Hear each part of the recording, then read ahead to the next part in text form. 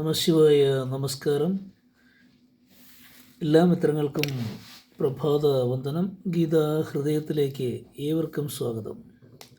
നാം ഇപ്പോൾ സദാശിവസമാരംഭാം ശങ്കരാചാര്യമധ്യമാം അസ്മദാചാര്യപര്യന്താം വന്ദേ ഗുരുപരമ്പര. നാം ഇപ്പോൾ സാഖ്യയോഗത്തിൻ്റെ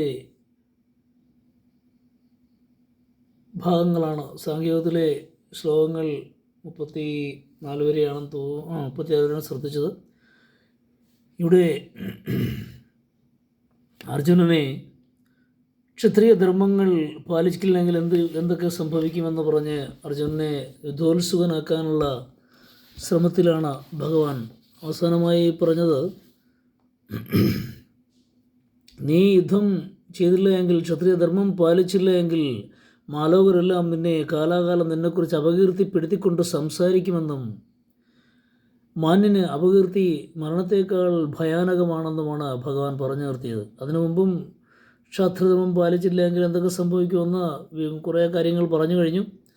വീണ്ടും അത് തന്നെയാണ് പറയുന്നത്.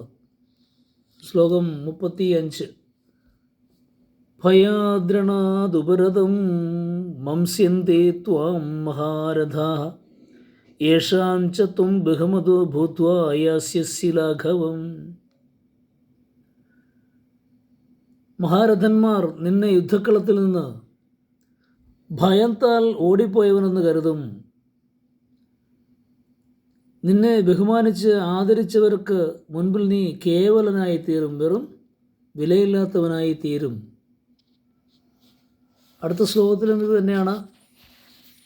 ക്ഷത്രിയധർമ്മം പാലിക്കാത്തതിൻ്റെ കുറവുകൾ എന്തൊക്കെ സംഭവിക്കുമെന്ന് അർജുനന് പറയുകയാണ്. 36. അവാച്യവാദാംശ ബഹൂൻ വദിഷ്യന്തി തവാഹിത നിന്ദസ്തവ സാമർഥ്യം തതോ ദുഃഖതരം നുകിം. അടുത്ത 2 ശ്ലോകം കൂടി നമുക്ക് ശ്രദ്ധിക്കാം. അത് രണ്ടും ഇങ്ങനെ തന്നെയാണ്. ക്ഷത്രിയധർമ്മം പാലിച്ചില്ല എങ്കിൽ എന്തൊക്കെ സംഭവിക്കുമെന്നുള്ള കാര്യങ്ങൾ ഓർമ്മിക്കുക. അതുകൊണ്ട് ഒരുമിച്ച് നമുക്ക് ശ്രദ്ധിക്കാം. ശ്ലോകം 37. ഹതോ വാ പ്രാപ്സ്യസി സ്വർഗം ജിത്വാ വാ ഭോക്ഷ്യസേ മഹീം തസ്മാദുത്തിഷ്ഠ കൗന്ദേയ യുദ്ധായ കൃതനിശ്ചയ. ശ്ലോകം 38. സുഖദുഃഖേ സമേ കൃത്വാ ലാഭാലാഭൗ ജയാജയൗ തതോ യുദ്ധായ യുജ്യസ്വ നൈവം പാപമവാപ്സ്യസി. ശ്ലോകം 36 അർത്ഥം നോക്കുമ്പോൾ, നിന്റെ ശത്രുക്കൾ നീ കഴിവുകെട്ടവനാണെന്ന് പറഞ്ഞ് നിന്ദിക്കും. 35 പറഞ്ഞ് യുദ്ധത്തിൽ നിന്ന് ഓടിപ്പോയവനാണെന്ന് കരുതും എന്ന് പറഞ്ഞു.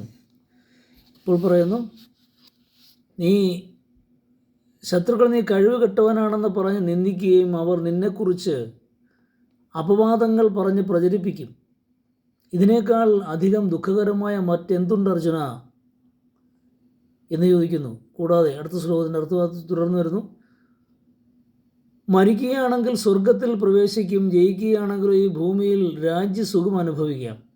നീ യുദ്ധത്തിൽ മരിച്ചാൽ സ്വർഗത്തിൽ പ്രവേശിക്കും. ജയിക്കുകയാണെങ്കിൽ നിനക്ക് രാജ്യസുഖം, രാജാധികാരം എല്ലാം അനുഭവിക്കാൻ കഴിയും. അതിനാൽ കൗന്ദയ, യുദ്ധം ചെയ്യാൻ നീ നിശ്ചയിച്ചുകൊണ്ട് എഴുന്നേൽക്കൂ.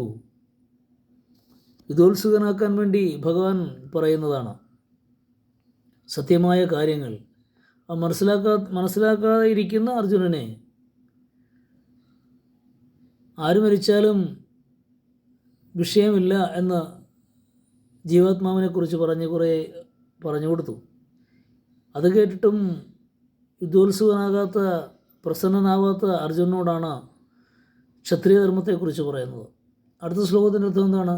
സുഖദുഃഖങ്ങളെയും 38 ശ്ലോകത്തിൻ്റെ സുഖദുഃഖങ്ങളെയും ലാഭഹാനികളെയും സുഖദുഃഖേ സമേ കൃത്വ ലാഭാലാഭൗ ജയാജയൗ.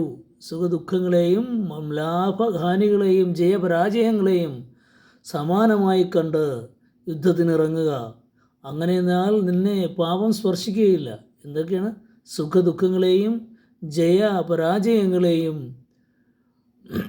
ലാഭഹാനികളെയും സമാനമായി കണ്ട് യുദ്ധത്തിനിറങ്ങും അർജുന. അങ്ങനെയെങ്കിൽ നിന്നെ പാപമെന്ന സാധനം സ്പർശിക്കുകയേയില്ല. എല്ലാത്തിനെയും സമഭാവനയുടെ സുഖത്തെയും ദുഃഖത്തെയും ലാഭത്തെയും നഷ്ടത്തെയും ജയത്തെയും പരാജയത്തെയും സമഭാവനയോടെ കണ്ട് യുദ്ധത്തിനിറങ്ങും അർജുന. അപ്പോൾ നിനക്ക് പാപം നിൻ്റെ ജീവിതത്തിൽ നിന്നെ പാപം സ്പർശിക്കുകയില്ല എന്നാണ് ഭഗവാൻ പറയുന്നത്. ക്ഷത്രിയധർമ്മം എന്ന കപിലതന്ത്രം ഉപയോഗിച്ച് സ്വമനസ്സിനെ യുദ്ധോത്സുകനാക്കാനായിരുന്നു ഈ ഉപദേശങ്ങൾ അത്രയും ഭഗവാൻ കപിലാചാര്യൻ്റെ സാഖ്യമതത്തെക്കുറിച്ചാണ് ഭഗവാൻ സംസാരിച്ചത്, ഉപദേശിച്ചത് അർജുനനോട്. ഇനി അങ്ങോട്ട് ഇത്രയും കേട്ടിട്ടും എഴുന്നേൽക്കാത്ത അർജുനനോട് ഇനി തുടർന്നങ്ങോട്ട് ഭഗവാൻ എന്ത് പറയുന്നുവെന്ന്, എന്താണ് ഉപദേശിക്കുന്നതെന്ന് നമുക്ക് അടുത്ത ദിവസം ശ്രദ്ധിക്കാം. ഇനി കർമ്മയോഗത്തെക്കുറിച്ചാണ് ഭഗവാൻ പറഞ്ഞു തുടങ്ങുന്നത് അടുത്ത ശ്ലോകം മുതൽ. അത് നമുക്ക് അടുത്ത ദിവസം ശ്രദ്ധിക്കാം. ഏവർക്കും മനസ്സിലായി കാണും എന്ന് വിശ്വസിക്കുന്നു. ഗുരുപാദാരവിന്ദങ്ങളിൽ സമർപ്പിക്കുന്നു. ഏവർക്കും നല്ലൊരു ദിവസം ലഭിക്കട്ടെ എന്ന് ഭഗവാനോട് പ്രാർത്ഥിക്കുന്നു. ശുഭസുദിനം.